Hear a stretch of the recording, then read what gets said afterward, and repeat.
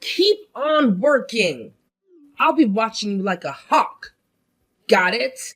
Don't you dare take a single break until everything is spotless. But there's nothing left to do. I've scrubbed all the dishes until they gleam like stars on a moonless night. I've cleaned up the room until you could eat off the floor. You could have a 3-course meal. Isn't that enough for you? Have you done the laundry? Don't tell me you just threw everything together again. You know perfectly well that whites go in one pile and colors in another. Did you use the right detergent? Did you separate the colors properly? One mishap and your brother-in-law's favorite white shirt might turn into a shocking shade of pink. You wouldn't want to be the reason he throws a tantrum and ruins the entire family gathering, would you? Yes, the laundry too. And I changed the couch covers. I even vacuumed under the cushion, even though you haven't vacuumed under there in, well, forever based on the dust bunnies I unearthed. There's really nothing more to do. Isn't even your critical eye satisfied?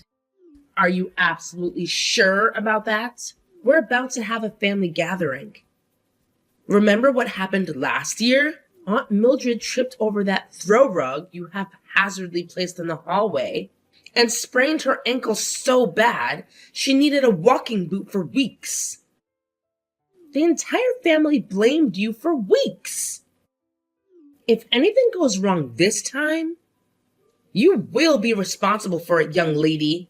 Don't think for a second that the blame will fall on anyone else.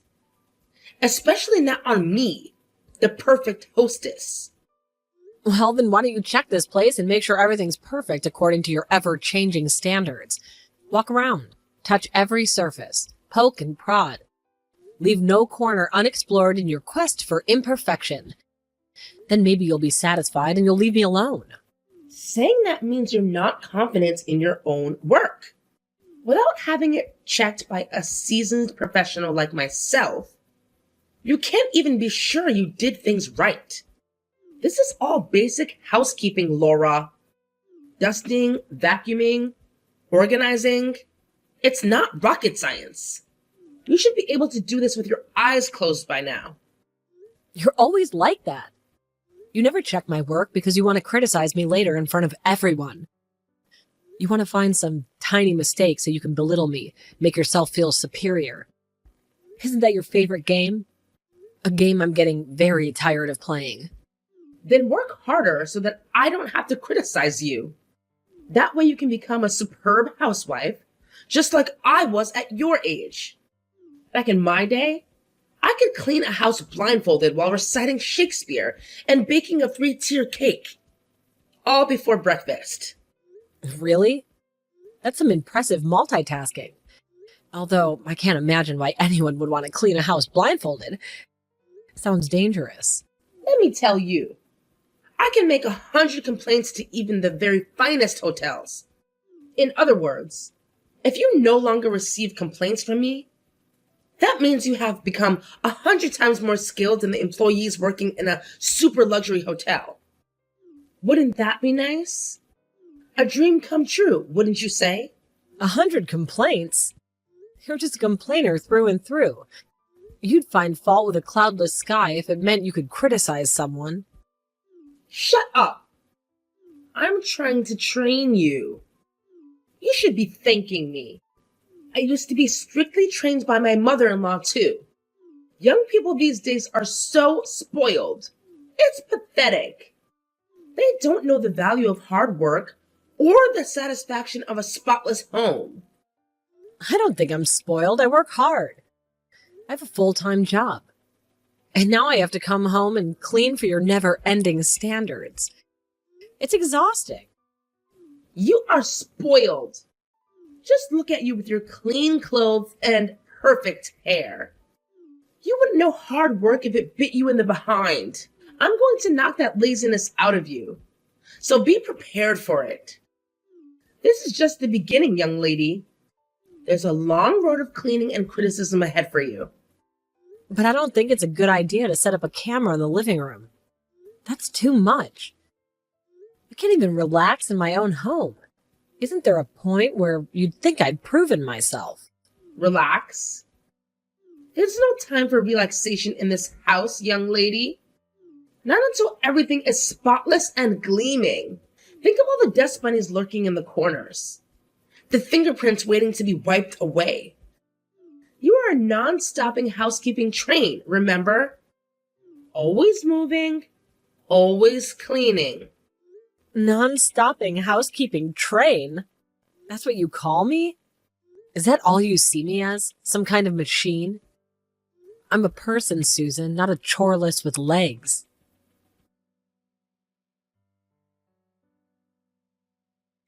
Laura, are you okay? You seem to have been working non-stop today. Why don't you sit down and relax a little? Your face is flushed and your hands look like they've been in water for hours. Let me get you a cool drink. Oh, Gracie, thank you for your concern, but I shouldn't be resting. Susan would have my head if she saw me sitting down. I'm a non-stopping housework train, remember? If I stop cleaning, even for a second, the whole house will fall apart. What are you talking about? A house doesn't fall apart just because someone takes a break. Well, there's a lot going on anyway. Susan wants every single inch of this house spotless before the family arrives. It's like preparing for a royal visit, not a casual gathering. I can't take a break, not even to catch my breath. Perhaps. Is that what Susan tells you? Or is it her way of keeping you busy so you don't have time to think about anything else? Bingo! That's exactly her training strategy. She says a good housewife never stops working, not until everything's perfect. Apparently even robots need breaks occasionally, but not me. I must be some kind of superwoman in her eyes. Oh, I see. She must be very hard on her daughter-in-law. Ashamed of herself for being so mean at a good old age? Laura, honey, you can just ignore her and take a rest. Your well-being is more important than some arbitrary cleaning schedule. But what if something goes wrong? What if a speck of dust escapes my notice, or a crumb finds its way onto the floor? Susan will have my head on a platter. You won't feel comfortable or relaxed if you keep on working like this. You'll end up exhausted and resentful. Let's sit together and have a chat. That's what family gatherings are for. Catching up and enjoying each other's company. Not turning ourselves into cleaning machines. Thank you, Gracie. I really appreciate your kindness. You're the only voice of reason in this house today. By the way, have you talked to Avon about this? That Susan is treating you like a slave driver? No, I haven't been able to talk to him yet about it. He's in the midst of an important job right now, so I don't really want to worry him with household drama. But he was looking at you with a concerned look on his face just now. I'm sure he has some idea of what's going on. You need to talk to him about it, Laura. Don't bottle it up inside. A problem shared is a problem halved. Oh, I'm aware of that. Susan's treating me extremely badly today, so I'm trying to be a little dramatic, cleaning with exaggerated fervor. Maybe Avon will pick up on it and sense the situation I'm in. Oh, was that so? You're a clever girl, Laura. In a good way. I'm a little relieved. I guess you'll be fine then. You seem to have a plan and the support of your family. So, Gracie, you don't have to worry about me. Please enjoy your time here. Relax. Have some delicious food Susan prepared and leave the dramatics to me. Thank you, Laura. I'll do that. And remember, if things get too tough, don't hesitate to come find me.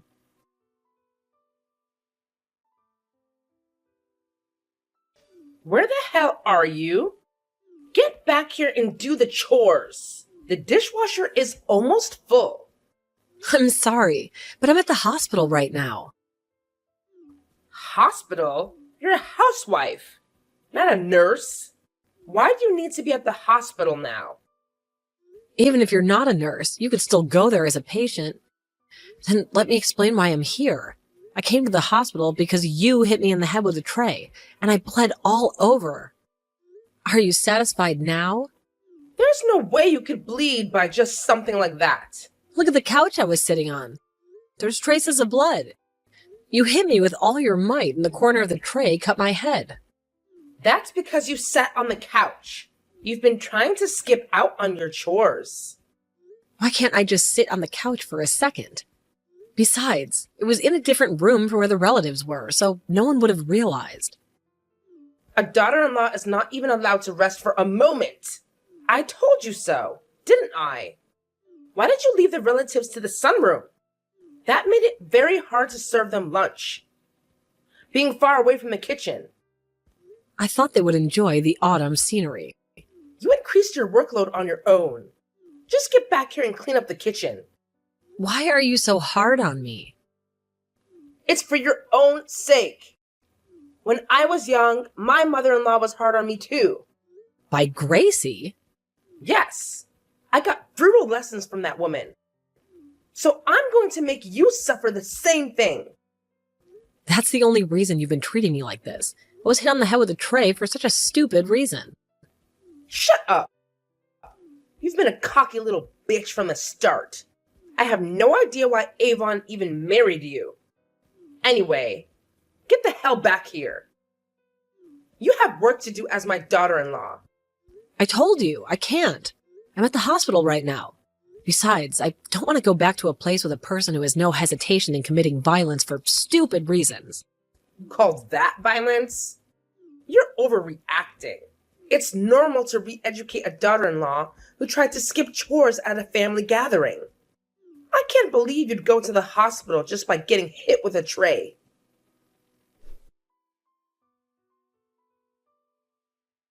Hey, what the hell is wrong with you?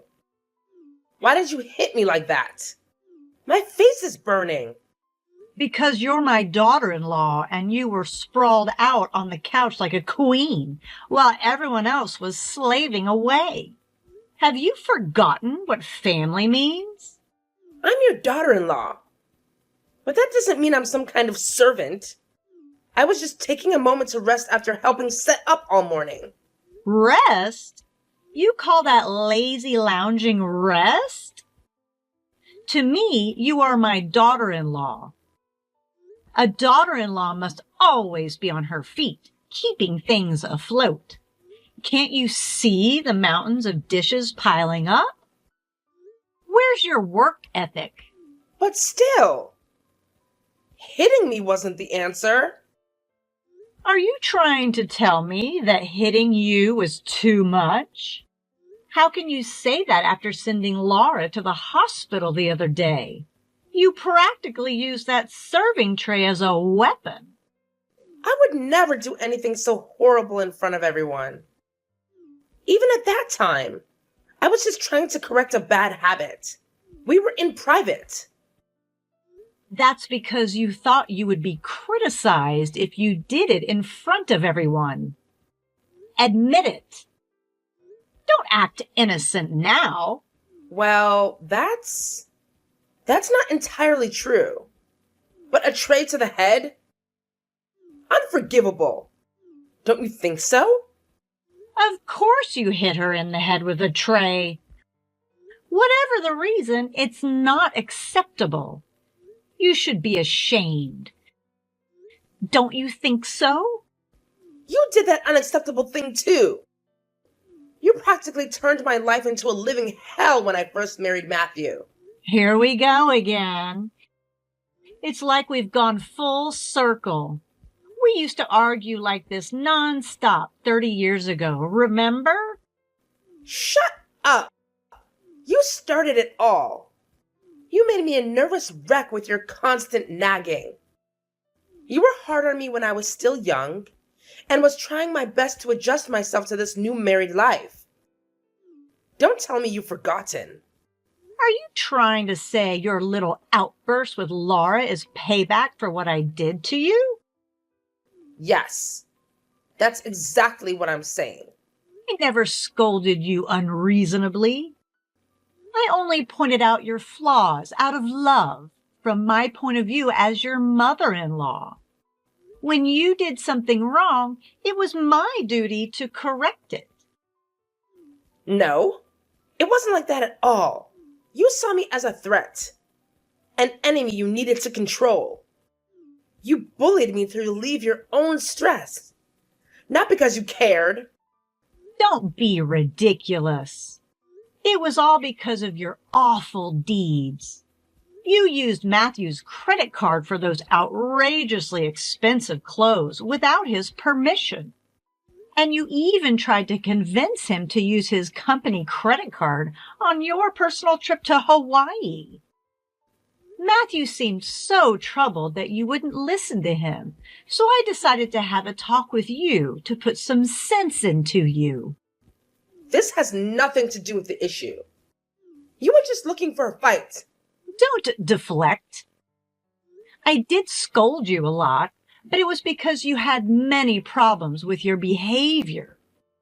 Don't you think so yourself that your actions were wrong?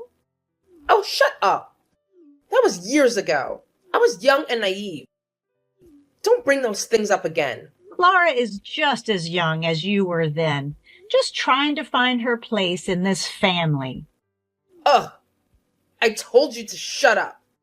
Just quit it already. You're making this worse. You know what, Susan? You are no better than the young Matthew who was constantly scolded by me all those years. He acted entitled just like you.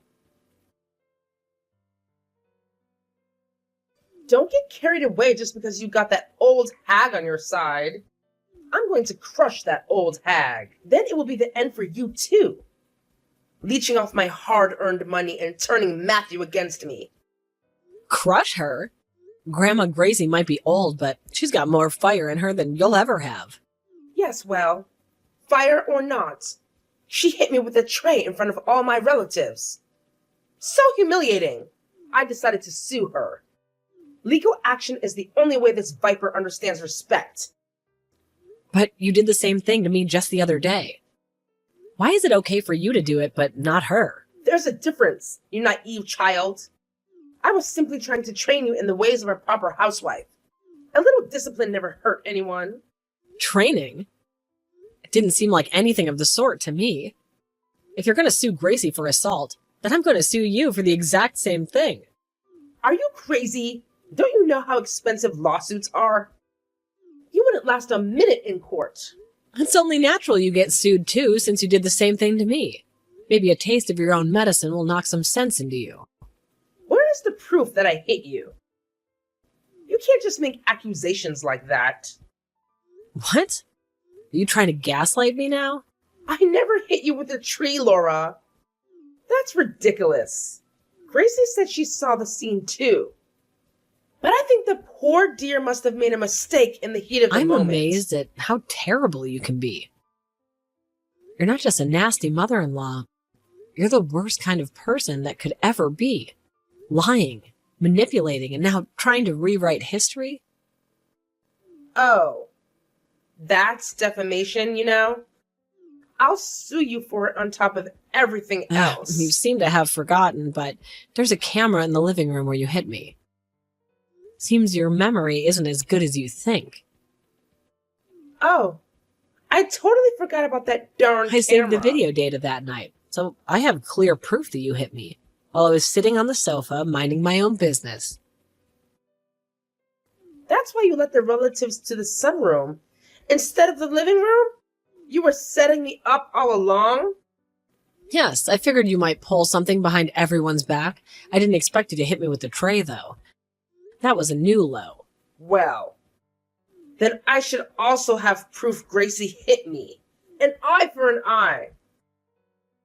It was in the sunroom, where there were no cameras. You say that Gracie hit you, but isn't that some kind of misunderstanding? Maybe you bumped into something in your rage. You! You've got to be kidding me. Fine. I still have a lot of witnesses on my side. I'll get the other relatives on my side and get you two out of here. This house is mine, and you'll be living on the streets. Good luck with that. Most of them saw how you treated me, and I have a feeling they won't be too keen on siding with a bully. Hey, what the hell did you say to Avon? You must have been whispering poison in his ear. You must have said something to my husband, too. Did something happen, Susan? Because from where I'm standing, it seems like you're the only one who's been causing a scene, and not me. Don't play dumb with me, Laura. Don't think I haven't seen you smirking in that self-righteous way. Ethan told me he was cutting ties with me. With his own mother. Can you believe the nerve? Well, well, well. Of course no one wants to be family with a mother who throws tantrums and resorts to physical violence behind everyone's back, but it's not like I held a gun to his forehead and forced him to disown you. Violence? Are you calling that little tap with a tray violence? And what about Matthew? He's saying he'll divorce me after all these years together. This is your fault. He must be saying that for the same reason. Your husband seemed to be very dismayed by all the commotion you caused. Instead of getting everyone on your side with your dramatics, you're having the opposite effect. You're pushing everyone away. I guess it's only natural when they see your true colors. A manipulative, controlling woman who can't handle the slightest disagreement. This is all your fault, Laura. I was simply trying to teach you a lesson. To show you the ropes of being a proper wife.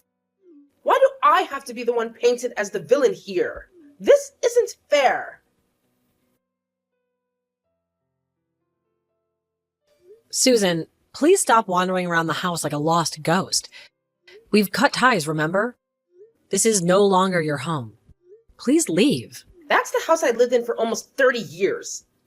Filled with memories. Happy and sad. Please forgive me. I beg you. Let me stay. I can't bear to leave. Think of all the holidays we celebrated here. The laughter we shared. Those moments are mine too, Susan, but tainted by your recent actions. It's not my decision to make.